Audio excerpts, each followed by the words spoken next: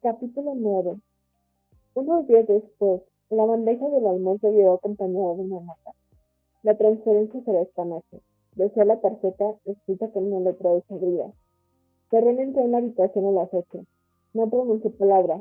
Se limitó a colocarse junto a la silla y esperó. Elena pudo haberse resistido, pero sabía que era inútil.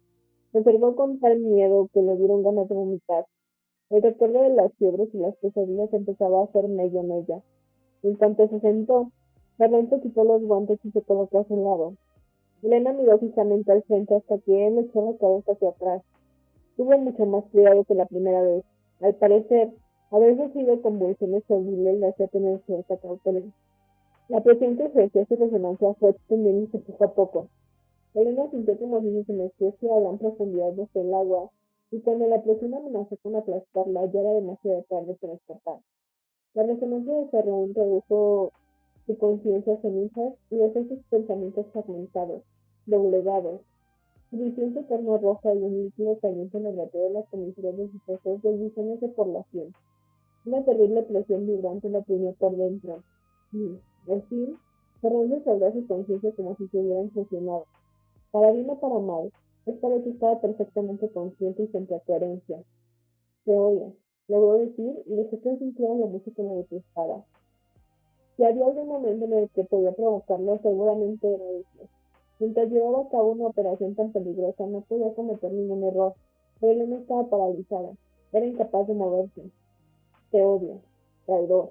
Cobarde. Te odio. Ferrón no le prestó atención. Permaneció inquietamente inmóvil como si estuviera ausente, distraído de ese extraño plano de existencia en el que se había obligado a entrar. Esta vez no hizo nada, ni siquiera le dirigió una mirada.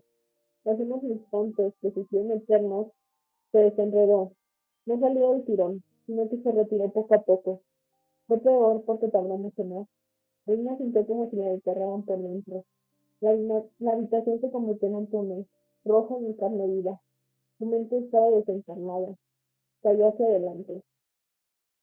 Una cara flotaba entre sus ojos. Primero tenía de rojo y después blanco. Parpadeó y el rojo se embarronó. Sus ojos se negaban a enfocar. Sentía las manos y los pies entumecidos. Notaba rígida la parte derecha de la cara y del cuerpo. El rostro que tenía delante era extrañamente pálido. Por un instante, dio un gesto de preocupación, aunque se tornó imposible cuando logró enfocar la vista. Era un hombre.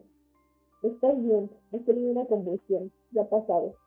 Le tocó la mandíbula y sintió una calidez bajo la piel que, poco a poco, la realzaba. Ahí donde los músculos estaban tan tensos que parecían a punto de estremecerse. ¿Puedes hablar? Preguntó. Vio las caras muñecas gritando. Elena intentó tragar saliva. Le dolió la cabeza, como si una membrana húmeda le palpitaba dentro de su mano. La boca le sabía a cobre. Trató de hablar, pero tenía los músculos de la parte derecha de la mandíbula tan rígidos que apenas podía separar los dientes. Apretó las cabas hacia el caído que manaba la mano y quiso llorar. Sintió un fin intensa, como si algo venenoso se estuviera extendiendo por su cuerpo, congelándola desde dentro.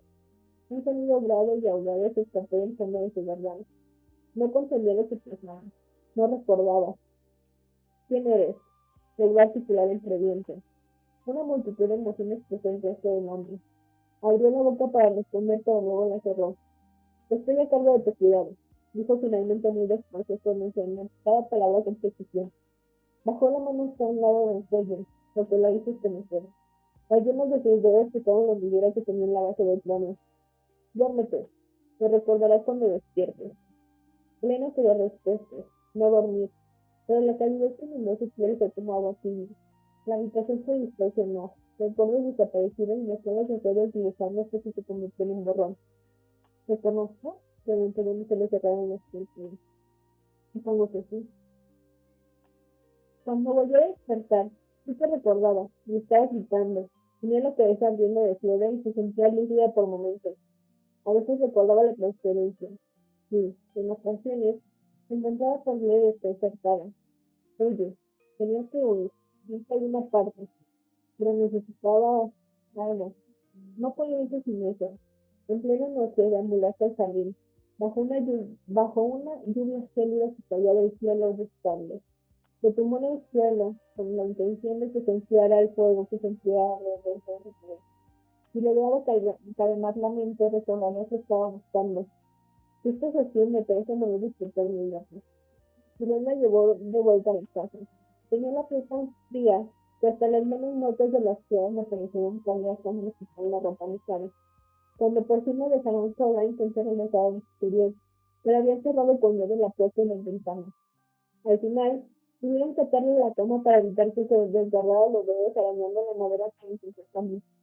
La dejaron allí, atada, obligándola a soportar pesadillas terribles, escabrosas y sangrientas mientras le escriben a su comida.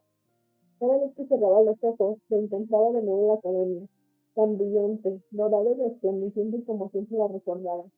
Y subía los escalones de la torre para ir a clase, con los libros apretados hasta el techo. Luke me acompañaba, tranquilo, como siempre. Había alguien más con ellos, pero sus rostros se me escapaban sin ensueño.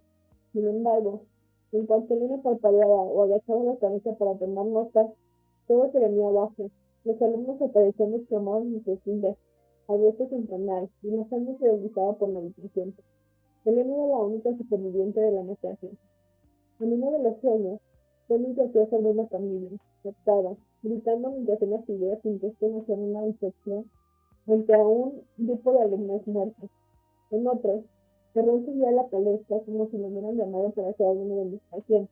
Permanecía allí, inmóvil, mientras se transformaba lentamente del tipo de cabello oscuro a una pesadilla pálida y social. El color drenado se convertía en sangre que le golpeaba de las manos. Cuando por fin me abandonó la fiebre, las extraordinarias se le habían vuelto a presión. No tenía ni idea de cuánto tiempo había pasado. Cada vez que caminaba se tambaleaba y se pesaba como un gatito rejuvenecido. Era como si la sinapsis cerebrales se unieran en ese disparo. Agradecí que Serena pudiera para obligarme a salir. No quería volver a verlo, porque tenía un recuerdo claro que me había en el que él apretaba la cara con su mano y ya no tenía ni idea de quién era. A cargo de su cuidado, era una forma muy generosa de describirse a sí misma. Elena se detuvo, rememorando la escena. Creyendo que había pronunciado las palabras que me respondió a su pregunta. Elena había hablado en expresiones. Mientras se recuperaba, ponía mucho con lujo. Eran recuerdos. No los había olvidado, sino momentos del pasado que le dolían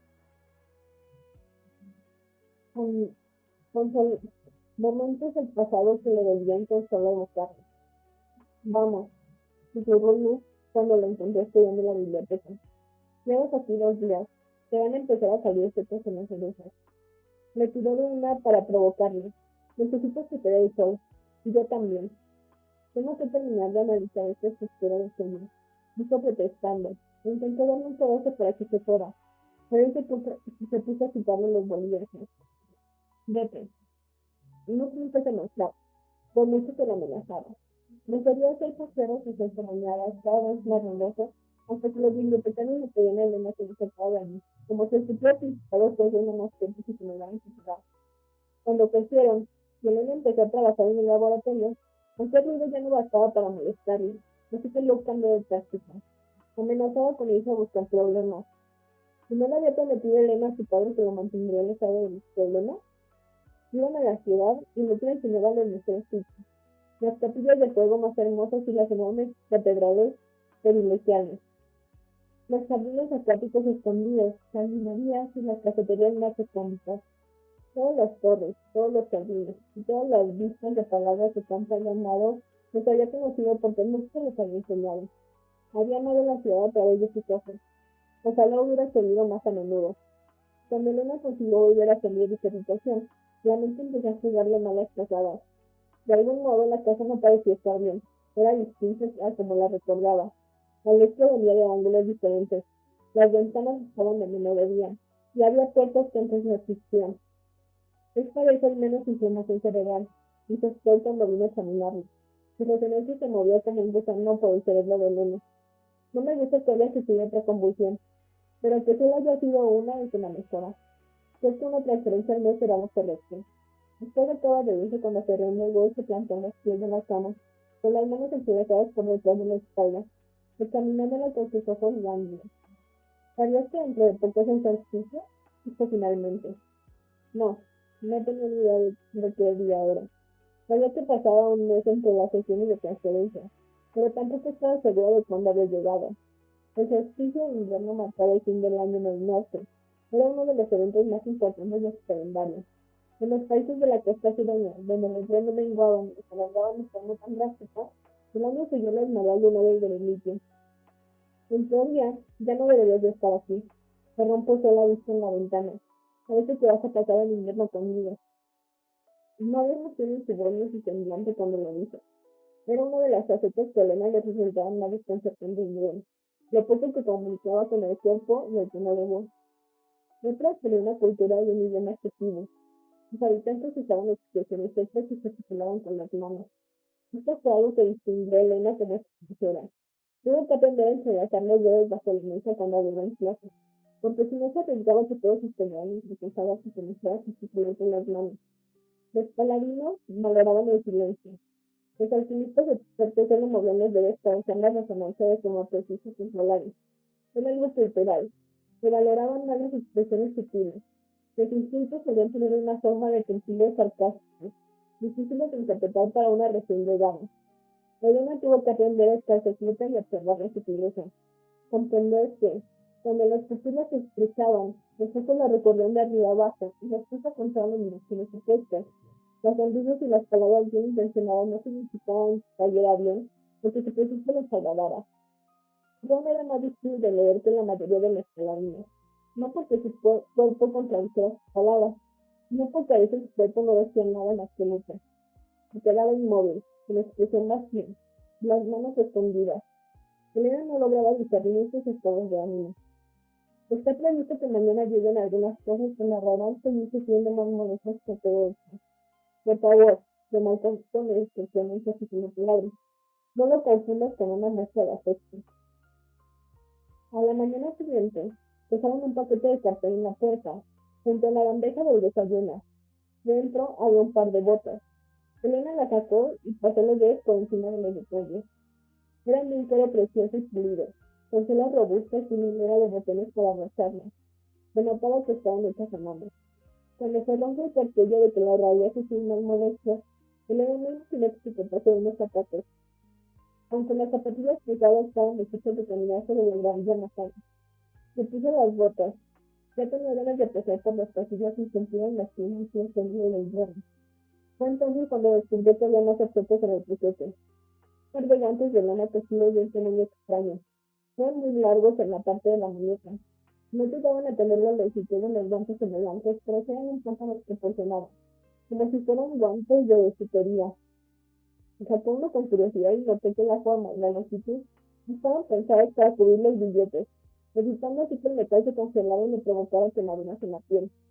Cuando llegó el momento de caminar, fue la primera vez que las manos y los piernas no me empezaron a doler nada más a mí. Aún así, se negó a sentir la titulancia sobre mí. Después del solsticio, el frío sería más intenso todavía. Se iba a pasar allí todo el invierno.